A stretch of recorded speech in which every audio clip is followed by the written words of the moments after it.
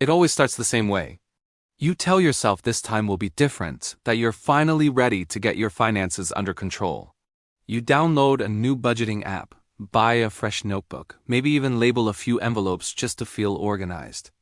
And for a moment, sometimes a day, sometimes a week, you believe you've cracked the code.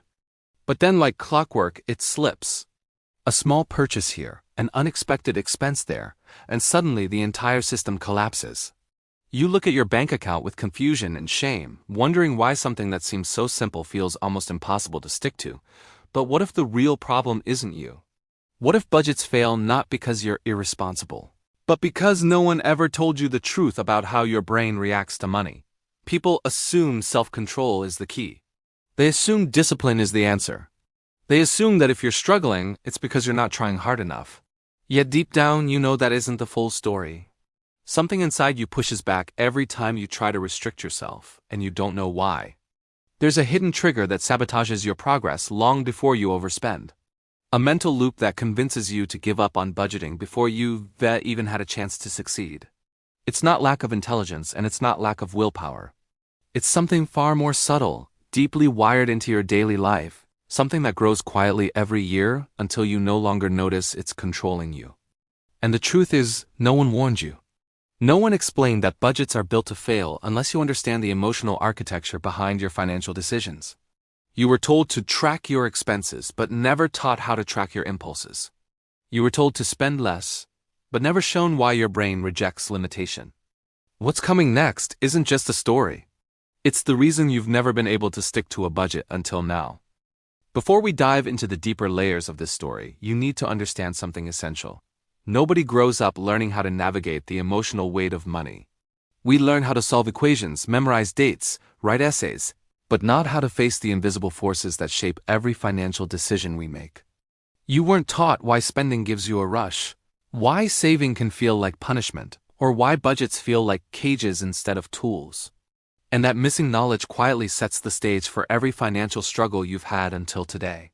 Money, whether we like it or not, is never just numbers. It's safety, identity, comfort, guilt, hope, fear sometimes, all at once. And somewhere in your past, long before you had a paycheck or expenses, your relationship with money was already being programmed. Maybe you watched people fight about it. Maybe you saw someone stress over every bill. Maybe you learned that money disappears too quickly, or that you had to enjoy it while you could. Those early experiences shaped your instincts, and those instincts now shape your budget. Even though you never consciously chose them. When you try to force yourself into a budget that doesn't match your emotional wiring, your brain reacts like it's under threat. That's why you feel restricted, irritated, or even rebellious when you try to stick to strict financial rules. It's not immaturity, it's survival mode kicking in. And no budgeting app in the world can override that feeling until you recognize where it is coming from. This story is about the truth behind that reaction. It's about understanding what actually breaks your budget and what can finally fix it. Not with numbers, not with spreadsheets, but with awareness. Once you see the hidden pattern, you can break it. And once you break it, you gain something far more valuable than money. You gain control. So take a breath. Open your mind. You're about to see your financial life through a completely different lens. You don't realize how early your relationship with money begins until you start tracing it backward. For most people, it starts long before adulthood, long before bank accounts and bills, long before responsibility has a name. For some, it starts in childhood kitchens, where parents whisper about overdue payments. For others, it starts in stores where you were told, "We can't afford that," or in homes where money always arrived with tension as a silent passenger. But for Daniel, the man at the center of this story, it began on a quiet afternoon when he was only 8 years old, an afternoon he barely remembered, but one that shaped every financial decision he made for the rest of his life. He didn't understand it at the time, but that moment carved an emotional pathway through his mind. One so deep that no spreadsheet or budgeting trick ever stood a chance against it. And that's why, years later, as an adult, Daniel found himself sitting on the edge of his bed, staring at yet another failed attempt at budgeting. He had tried everything: zero-based budgets, envelope systems, financial apps that promised miracles. Each time he started strong, filled with determination.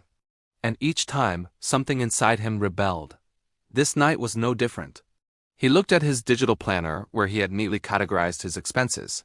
And he felt the same tightening in his chest he always felt. The feeling of being trapped.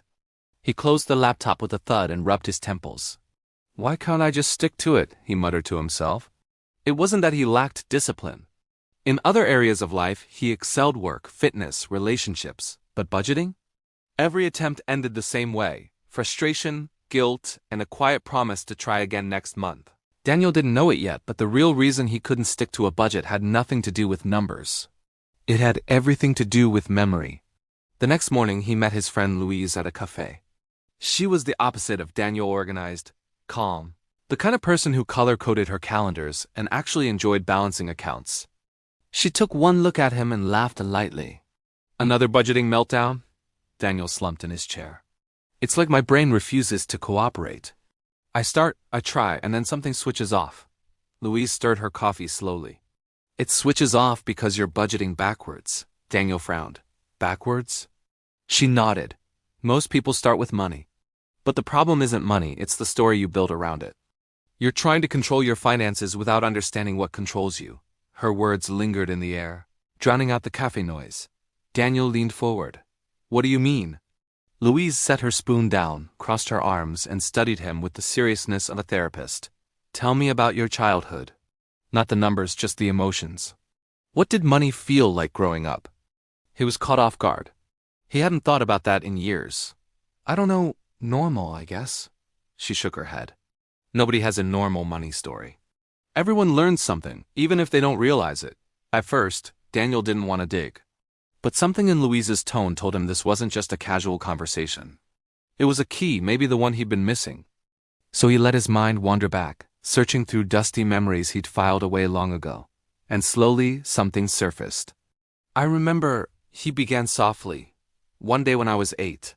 My mom came home from work, and she sat at the table with a stack of bills. She didn't think I was watching, but I was. And I remember her crying. Not loud crying. Just silent tears. Louise's expression softened. And what did you do? Daniel swallowed hard. I hid. I didn't know what to do. I just knew something was wrong. And after that, every time I heard anything about money, I felt that same panic. Louise leaned back. There it is. Daniel blinked. There what is? The emotional imprint, she said. The moment your brain linked money with fear. That's why budgeting feels suffocating. You're not planning your expenses. You're triggering old panic. Her explanation hit him like a shockwave. It made sense, too much sense. But Louise wasn't finished. The adult mind can plan, but the emotional mind, the child you used to be, still reacts first. When you restrict your spending, that child feels unsafe. And you don't stick to budgets because your brain thinks budgeting means reliving that old fear. Daniel stared at the table, his heart racing. He had always thought his failures were because he wasn't disciplined enough. But this felt like discovering a hidden root of something he never understood. Later that afternoon, he decided to walk home instead of taking the bus. He needed air. The city around him moved in its usual rhythm, honking cars, chatter from sidewalks, the hum of life continuing without pause. But inside Daniel, something had shifted. He realized that every time he tried to budget, he wasn't fighting numbers.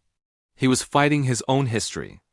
When he reached his apartment, he didn't open his laptop or glance at his budget. Instead, he sat on the floor, closed his eyes, and tried to revisit that childhood memory, to understand it instead of running from it.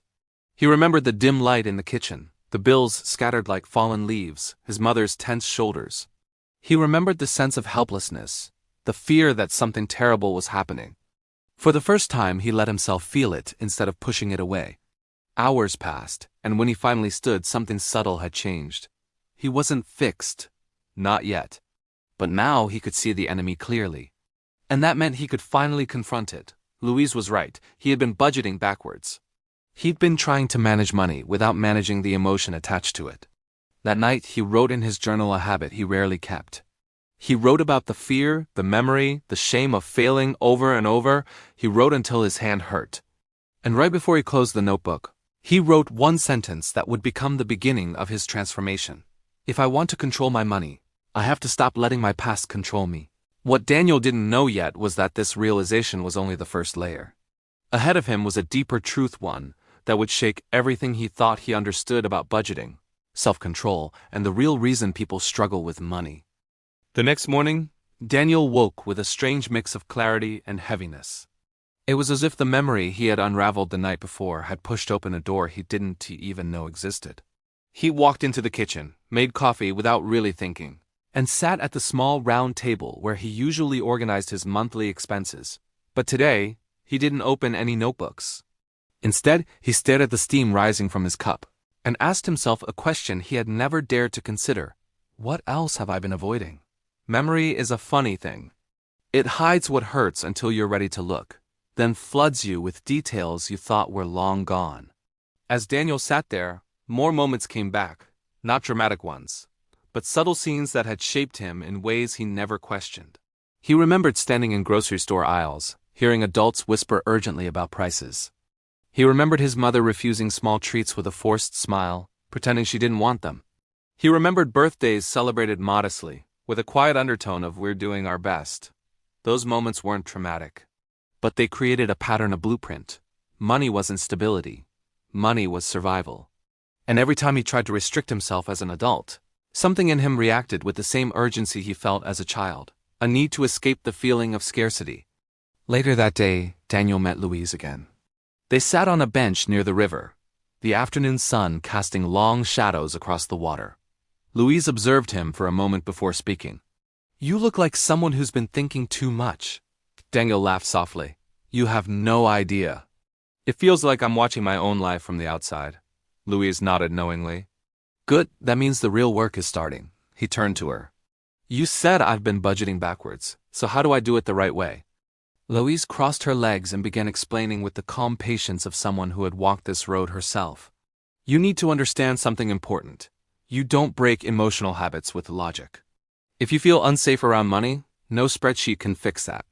You have to create a sense of safety first." Daniel frowned. "Safety? What does that even mean financially?" Louise stood up and gestured for him to follow. They walked slowly along the river, passing people jogging, families laughing, strangers sitting quietly with books or headphones. "Look around," she said. "Most of these people don't stick to budgets either. Not because they're irresponsible, but because they've tied money to emotion. Stress, fear, pressure, identity. You can't manage finances if your brain thinks your survival is at risk." Daniel absorbed her words carefully. "So what do I do?" She paused, then asked, "Do you know what your first money memory actually taught you?" He hesitated. "That money is something you can lose. That it disappears fast?" Louise shook her head. "Not quite. That memory taught you that money comes with fear, and fear doesn't motivate discipline, it motivates escape. No wonder budgeting feels suffocating. You're reenacting a childhood panic every time you try to limit your spending." They stopped near a railing overlooking the river.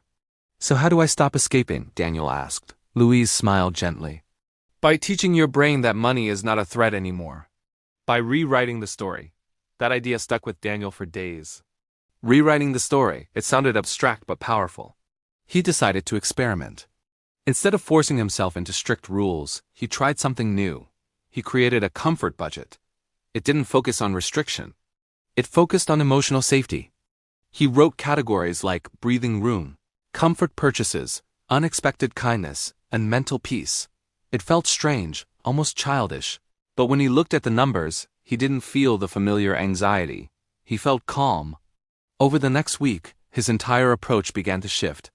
He stopped blaming himself for past failures. He stopped trying to be the perfect budgeter. Instead, he tried to understand why certain spending habits appeared when they did. When he bought something impulsively, he didn't shame himself. He asked, "What was I trying to feel in that moment?" And surprisingly, he found answers. One evening, after a long day at work, he walked past a bakery and bought a slice of cake, even though it wasn't tea in his plan. Old Daniel would have seen failure, but this time he paused. "I wanted comfort," he realized. "I felt overwhelmed and wanted something small that made me feel good." He wrote this down in his journal. And the more he tracked his emotional triggers, the more the patterns became clear. Money, for him, had become a substitute for security. And as long as he felt unstable inside, he would always overspend trying to feel stable. A week later, Louise invited him to a financial workshop she attended once a year. Daniel agreed, curious. The workshop wasn't what he expected. Instead of charts or calculators, it began with a simple question projected on a large screen. Who did you become financially because of who you had to be emotionally? Daniel felt that question hit him like a wave. The speaker, an older man with gentle eyes, continued, budgets fail because they don't match your identity. If you grew up in scarcity, you may overspend to feel abundant. If you grew up in fear, you may avoid looking at money altogether. If you grew up needing to be strong, you may spend to reward yourself for surviving. To change your finances, you must first change the emotional identity running them. Daniel felt exposed, seen, and strangely hopeful. It wasn't just him. Everyone in the room nodded silently, some wiping tears. He wasn't broken. He was responding to old emotional programming. After the workshop, Louise asked, "What did you get from it?" Daniel didn't hesitate. "That I don't need a stricter budget. I need a safer one." Over the next month, Daniel did something he never imagined he would. He stopped trying to be perfect with money and instead tried to be honest. When he felt anxious about checking his bank account, he acknowledged the fear without judgment. When he overspent, he analyzed the emotion behind it. When he felt proud of small wins, he celebrated them without minimizing his progress. Slowly, budgeting became less of a battle and more of a conversation with the parts of himself he had ignored for decades. Then one night, while reorganizing his drawers, Daniel found an old shoebox filled with childhood keepsakes.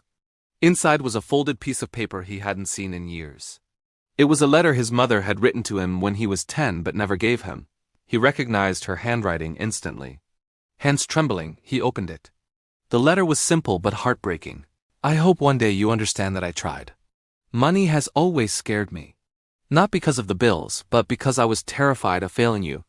I grew up believing we never had enough, and I carried that fear into adulthood. If you ever feel afraid of money, please know it didn't start with you. And it doesn't have to end with you either." Daniel felt tears fall onto the paper. It was the missing puzzle piece, the confirmation that his financial fear was inherited, passed down through generations like an emotional heirloom. But now, for the first time, he felt powerful enough to break the pattern.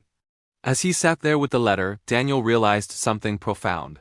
The real reason he couldn't stick to a budget wasn't because he was weak. It was because he had been trying to heal a wound with math instead of compassion.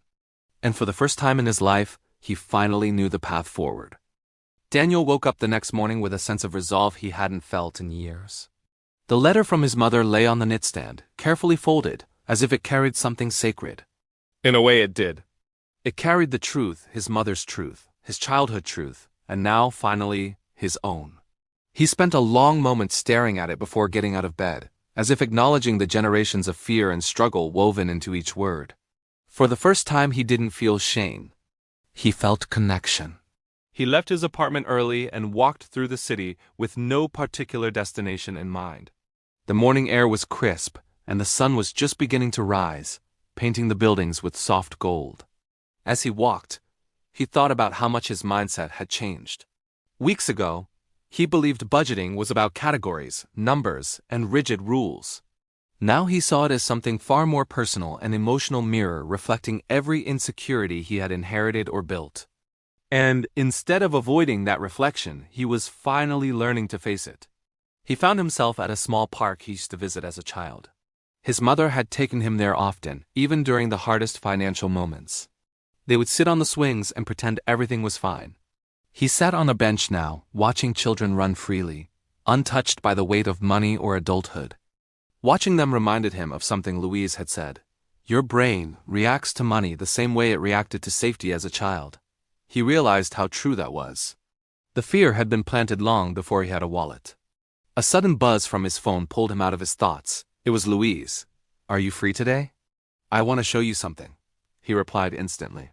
"Yes." "Where?" She sent him the address of a small financial therapy center located downtown. Daniel felt a twinge of nerves as he walked there, but also a sense of readiness.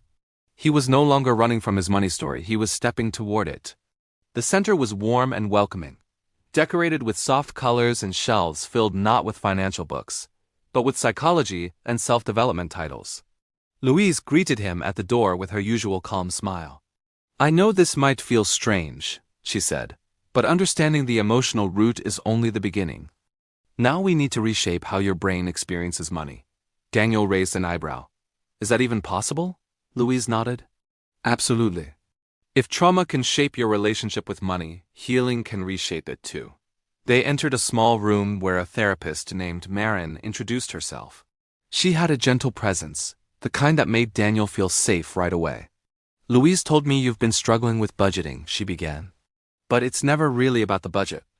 It's about how your nervous system reacts to scarcity or the fear of scarcity. Before we talk about strategies, I want you to understand something important. Your brain is not your enemy. It's been trying to protect you. Those words hit him deeply. Protect him. He had spent so long blaming himself for failing, not realizing his brain was simply responding to old wounds. Marin continued, your mind has learned that money equals instability. So when you try to restrict yourself, your brain fears you're becoming unsafe. That's why budgeting triggers panic, avoidance, or overspending. You're reliving something that once felt overwhelming. Daniel took a breath, letting the realization settle in. So how do I change that reaction? You create a new narrative, Marin replied. You give your brain new experiences of safety around money. The next hour was unlike anything Daniel expected. Marin guided him through exercises that weren't about numbers at all. They were about rewiring his emotional response. She asked him to imagine moments when he felt secure, stable, grounded. She taught him techniques to calm his nervous system before looking at his bank account. She encouraged him to create financial rituals that felt comforting, lighting a candle before budgeting, playing soothing music, or journaling his emotions first. It may seem small, she explained, but consistency builds emotional trust. When your brain feels safe, your decisions become clearer. Money stops being a trigger and becomes a tool. Daniel left the session with a sense of empowerment he had never felt before. He finally understood. Budgeting wasn't a battle, it was a relationship. And like all relationships, it required care, awareness, and patience. Later that evening, he sat at his kitchen table again, but this time he didn't feel dread. He put on calming music, made a cup of tea, and opened his journal. He wrote down affirmations Marin had given him, statements he'd never thought to associate with money. I am not my past. Money is not danger. I can create safety within myself. My financial story can change. He repeated them softly until they felt real. Then he opened his budget not with fear, but with curiosity. He didn't start with restrictions. He started with intentions. Instead of listing expenses first, he wrote what he wanted his financial life to feel like. Calm, steady, forgiving, balanced. Only then did he begin adding numbers. For the first time ever, he didn't feel like he was losing something. He felt like he was gaining control. Days turned into weeks, and the changes were subtle but powerful. He no longer avoided checking his bank account. He no longer spiraled into guilt after an impulse purchase. Instead, he traced the emotion behind it. He still made mistakes, but they no longer felt like failures. They felt like insights. And insights led to progress. One evening, Daniel visited his mother. He hadn't told her about the letter, not yet, but he planned to. As they sat together drinking tea, he carefully unfolded the paper and placed it on the coffee table. His mother froze when she saw it, her eyes filled with tears. I didn't think you'd ever find that, she whispered. Daniel took her hand gently. I needed to, she wiped her eyes. I was so afraid you'd inherit the same fear I carried, he smiled softly. I did, but I'm changing it now. His mother covered her mouth, overwhelmed. I'm proud of you, she said. More than you know. The moment felt like a quiet closing of a chapter, not the story of money itself, but the story of fear. The wound was no longer hidden, it was being healed. As Daniel walked home that night, he realized something profound. He had spent his entire life believing he was bad with money, but that had never been true. He was just emotionally unprepared. No one had taught him what he truly needed, not math, but compassion. Not restriction, but safety. Not discipline, but understanding. And now, with each step, he felt lighter. Not because he had mastered budgeting, he was still learning, but because he had finally mastered the part of himself that stood in the way. He knew the road ahead wouldn't be perfect. He would still face challenges, temptations, unexpected expenses. But he also knew he had the tools to navigate them without falling back into panic or shame. For the first time in his life, Daniel believed he could build a future where money was no longer a shadow over his happiness. He believed he could create a life where budgeting wasn't a prison, it was freedom. And that belief changed everything.